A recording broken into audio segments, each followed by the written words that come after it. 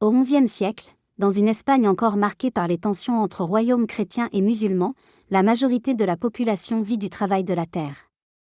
C'est dans ce monde rural simple et exigeant que naît Isidore, près de Madrid. Contrairement à beaucoup de saints connus pour leur fonction religieuse ou leur influence politique, Isidore est un homme ordinaire, un agriculteur, un mari et un père de famille. Pourtant, sa manière de vivre la foi transformera profondément ce qui l'entoure. Dès son jeune âge, Isidore apprend le travail difficile des champs. Les journées sont longues et les conditions parfois éprouvantes, mais il développe rapidement une grande confiance en Dieu et une profonde vie de prière.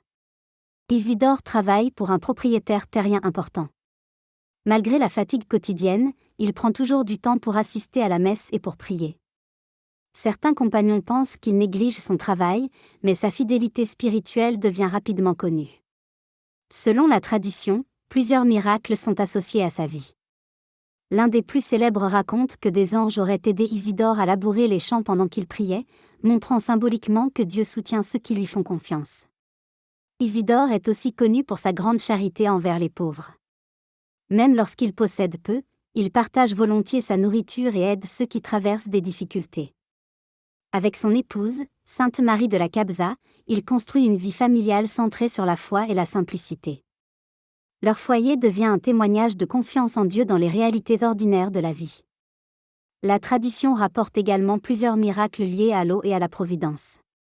Dans certaines histoires, des sources apparaissent après ses prières pour aider des personnes ou des animaux en difficulté.